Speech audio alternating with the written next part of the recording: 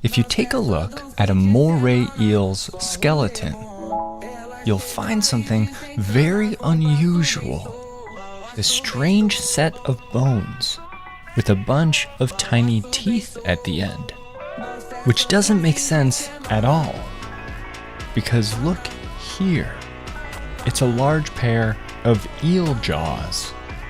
So then, what are these? Well, take a close look at this specimen right here. You see anything that looks familiar? It's that strange bone from earlier. It's set in the back of the eel's throat. Here's how it's used. When Moray eels catch fish, first, they open up their mouths wide, then clamp down with their sharp jaws. Next, something unusual happens.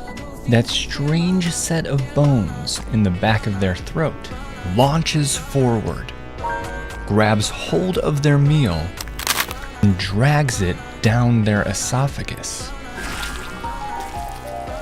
Because Moray eels don't have one set of jaws. They have two.